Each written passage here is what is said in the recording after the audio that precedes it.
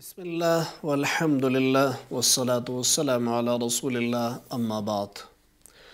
د لمن نړیوال تلویزیون ډیرو قدرمنو خوږو مینوالو السلام علیکم ورحمت الله وبرکاته. د شریعت احکام خپرونه ګورئ. مننه کوم له افغان ټیلیکام څخه چې زموږ خپرونې تمویل کړي. د شریعت احکام خپرونه د دیني پوښتنو او ځوابونو خپرونه ده. په دې کې ستاسو پوښتنې راخلو هغې ته د شریعت په رڼا کې ځوابونه وایو. هغه پوښتنې چې له موږ سره راغلي دي له هغې نه شروع کوو. زموږ یو ورور پوښتنه کړې ده. هغه وایي چې مور مې 80 کلنه ده او کله کله د ماسپښین نه وروسته یې وضعیت خراب شي د روژې د نیولو په خاطر باندې. لومړی ورځو یوې اړیکې ته اړیکه راخلو بیا راځو دې پوښتنو ته. السلام علیکم ورحمت الله. جوړ بخیر ہے الحمدلله مهرباني وکړئ ورور. ورته یو څه پوښتنه کوم اورم ستاسو پوښتنې. ورته یو د تراویح چې سړی په یو کلیوال سیمه کې اوسېږي جمعه نه تقریبا یو 10-15 دقیقې لري او سړي د دښمنۍ د طرف نه کوم مشکلات دي نو هغه کولی شي یو کور کې تراویح وکړي یا ویې نه کړي. سمه ده. بله پوښتنه بله پوښتنه ورته د انسان نه غاښ چې بعضې وخت انسان وباسي یا نوکونه پرې کوي دا کوم 5 ځای د غورځول پکار دي که نه هر ځای کې کولی شي انسان چې وغورځوي. سمه ده. په سترګو انشاءالله ځواب درکوم. صحیح ده مننه. ژوندی اوسئ.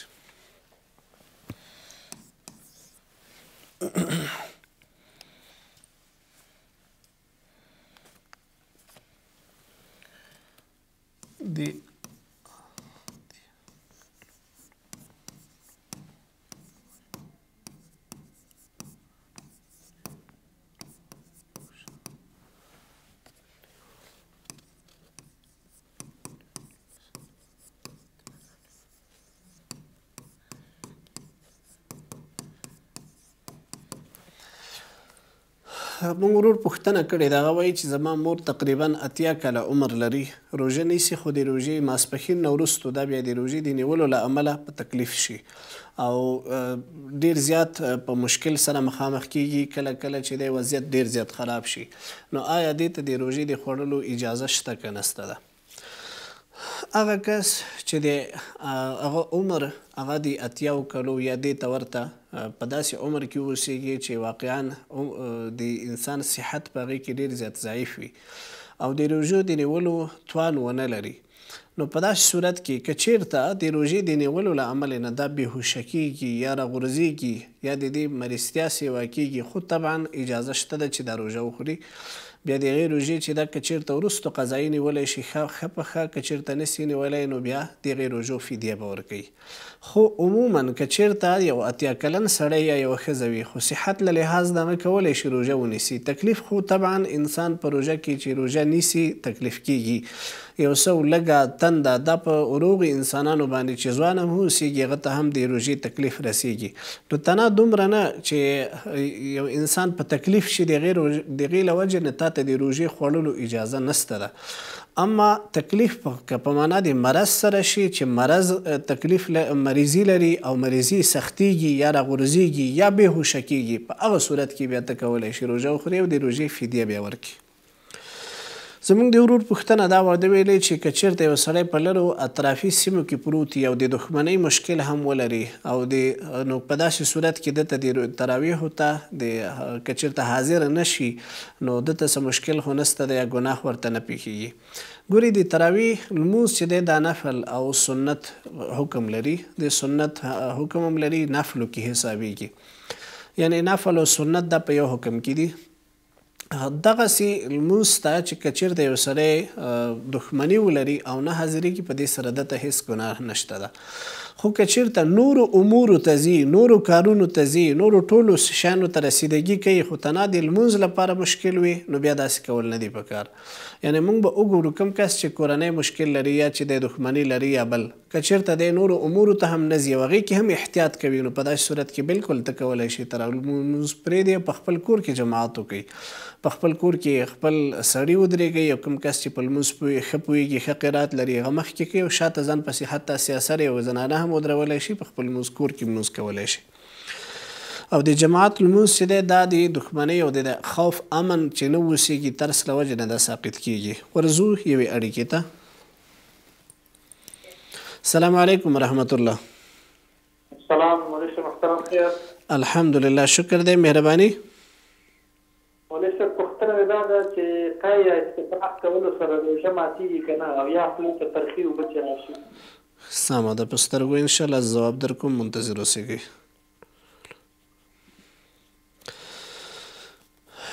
بله پوښتنه زموږ د ورور دا واده ویلې چې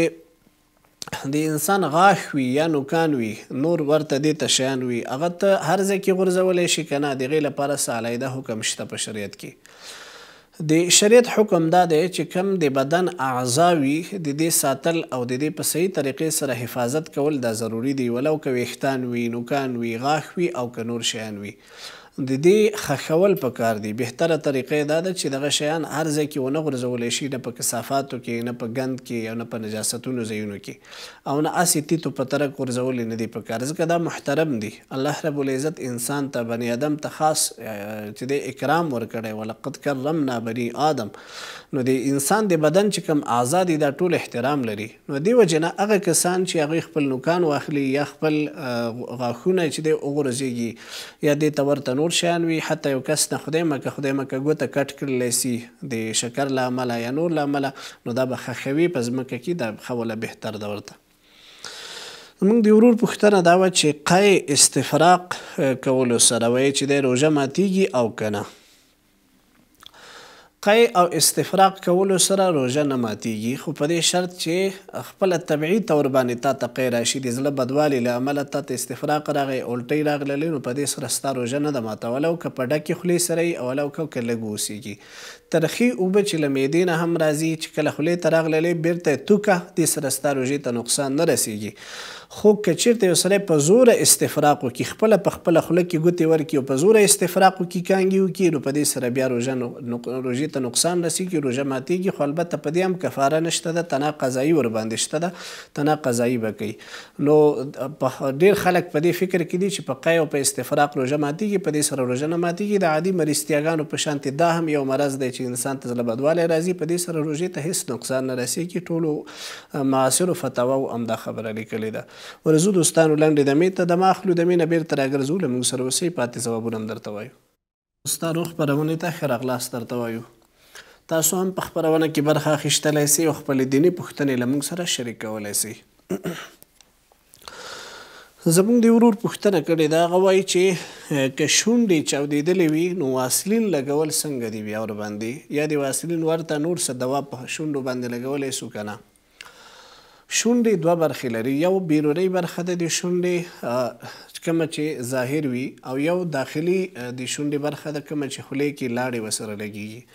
که چېرته د شونډو بهرنۍ حصې باندې ته واسلین ولګئ او د هغې د ذایقې او د خوند د تېرېدلو خطره نه اوسېږي خو لګولی شي په دې سره روژې ته نقصان نه رسېږي.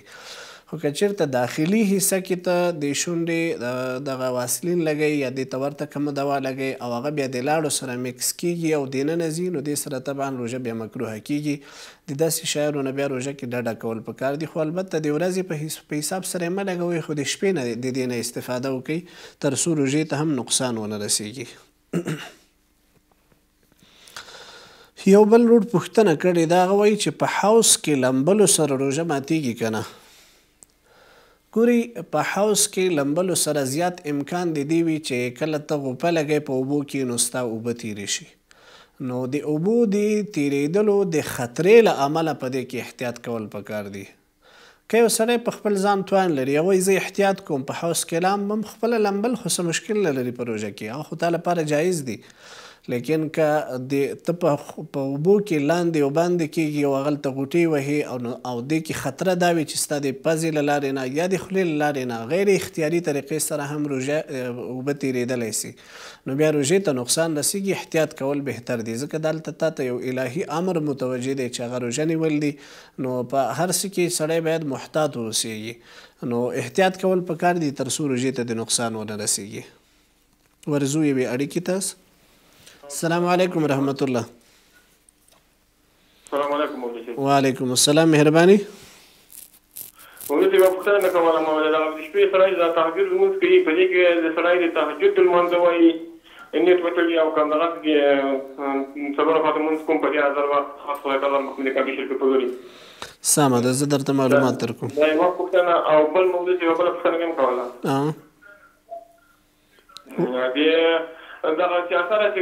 تکلیف ولري او هغه که اته رکعته تراویح وکړي یا دغه تراویح ټولې که وکړي په ناستې باندې وکړي کوم مشکل خو نه لري چې مشره ښځه وي مشره نه ده نه تکلیف لري داسې یو بل هغه تکلیف لري نیټې کولی چې مثلا ټولې شل رکعته تراویح ده په ولاړې باندې وکړلی شي سمه ده زه درته وایم منتظر اوسئ ژوندی اوسئ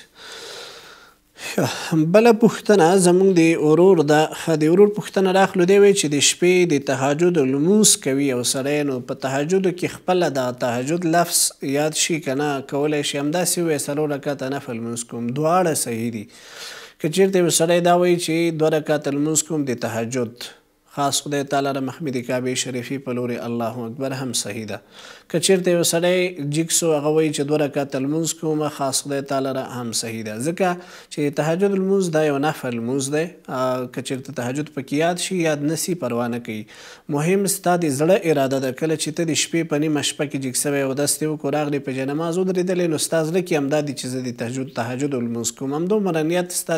ستا لپاره کفایت کوي نو ستا لمونځ بالکل صحیح کېږي دې سره ښه بله پوښتنه زموږ د ورور دا وه چې زنانه کله یو تکلیف ولري یعنی حمل لري یا بل تکلیف لري او په داسې صورت کې دی نشي کولی چې پوره تراویح شل رکعته وکړي اته رکعته کولی شي که نه یا که اته رکعته نه وي نو په ناسته باندې تراویح کولی شي که نه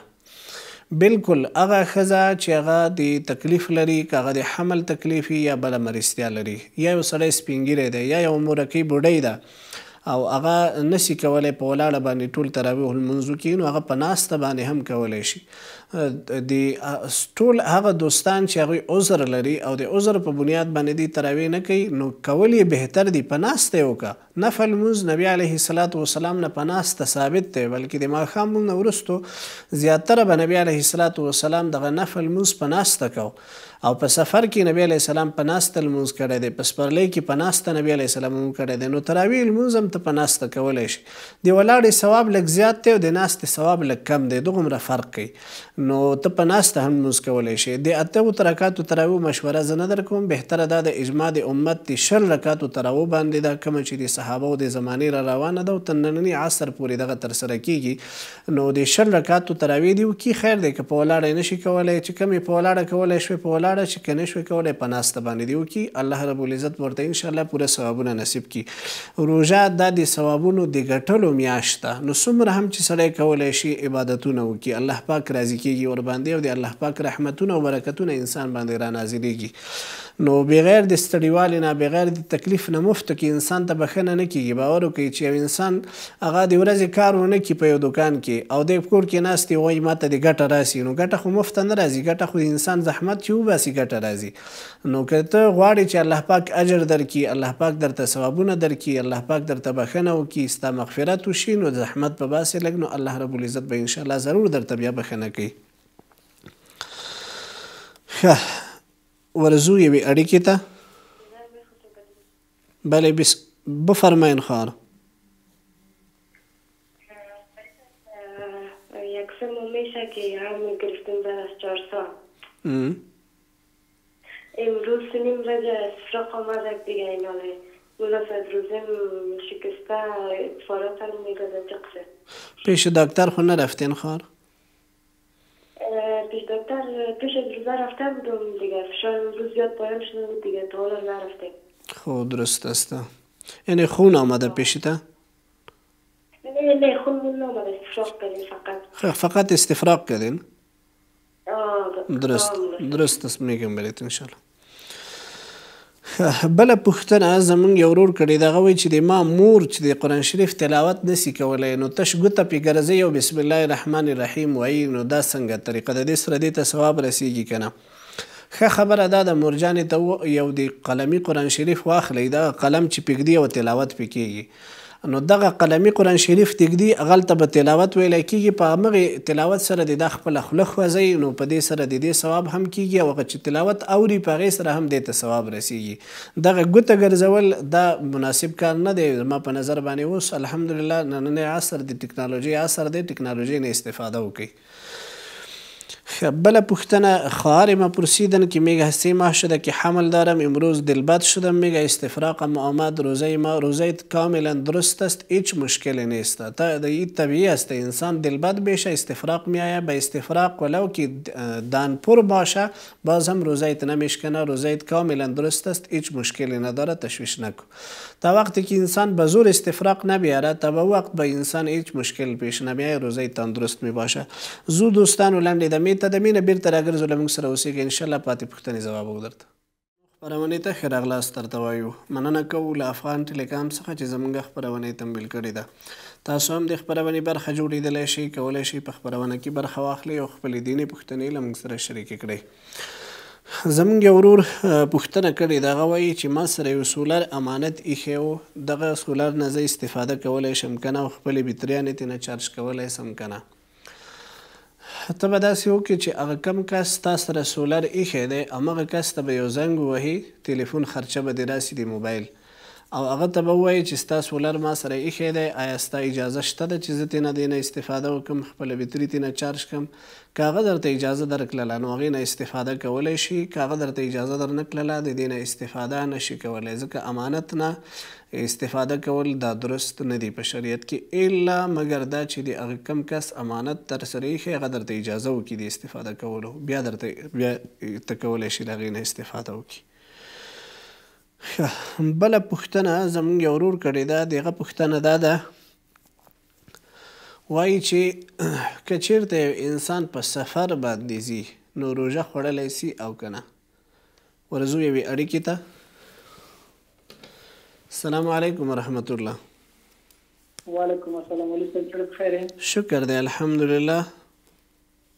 مولوی صاحب بیا هم روژه ماتېږي په عطرو باندې په عطرو باندې اوکې سمه ده زه درته انشاءالله معلومات درکوم په عطرو باندې او په رانجو باندې سترګې تورې ښه رانجو سمه ده زه معلومات درکوم عطرو خوشبویو سره روژه نه ماتېږي نبي علیه الصلاة والسلام نه ثابت دي چې حتی په روژه کې هم پیغمبر وسلم د عطرو نه استفاده کړې ده